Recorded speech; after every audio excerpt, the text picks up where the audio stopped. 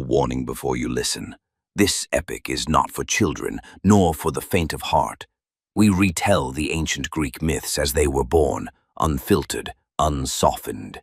Scenes of violence, curses, betrayals, and a hunger for power that shows no mercy. Given the many conflicting versions of the Titan War, the events have been rebuilt to complete the missing pieces. Here, we tell the myth as it was meant to be told.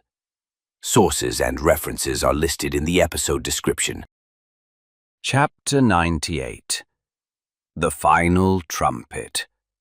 The gods' armies roar before the sky explodes. When the path catches fire, before the heavens themselves erupt. This was no mere mobilization. It was a proclamation of a new existence marching toward its reckoning.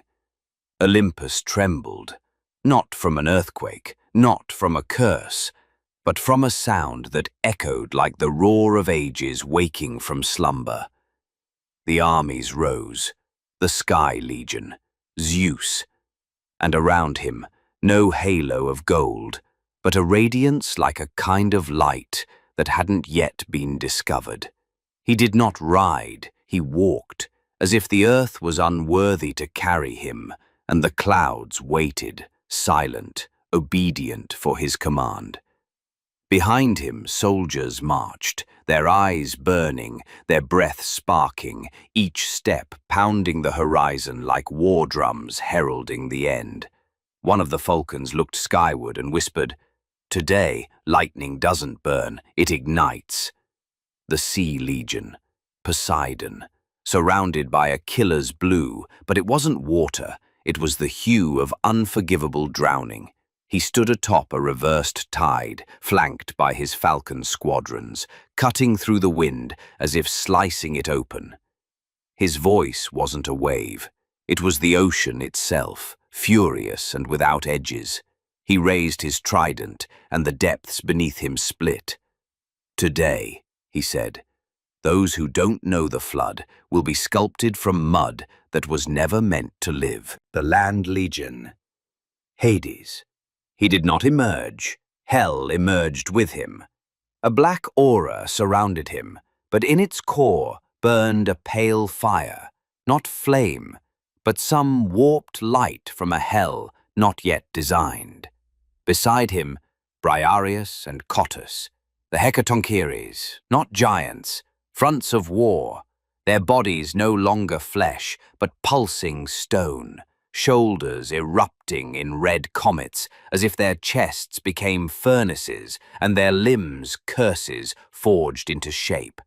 Briareus lifted one of his 100 hands and growled, "We carry no weapons, because we have become the weapon." Cottus answered, his voice the collision of worlds. "Every strike is born from us. Every curse grows inside us." And so, the three armies moved, as if entire universes were marching toward their final home. Their footsteps, a sound never heard before. Their presence, a prophecy, no longer whispered by time, but carved directly into the dirt of fate. Above, falcons filled the skies. Below, oceans thundered. Across the plains, flames bloomed. Olympus faded behind them. But what remained was enough to make the world understand.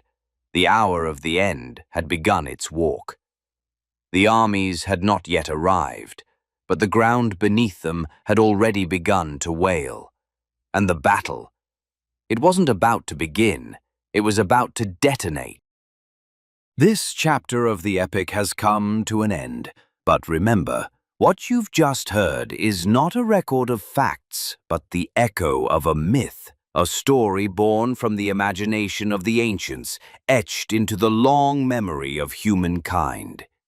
If this tale stirred something in you, if it opened a door to reflection or wonder, don't forget to support the channel and share the journey with those you love. And in the comments, tell us, which moment in this chapter struck you the most and why? We'll meet again in the next chapter of this audio odyssey through time. Until then, farewell.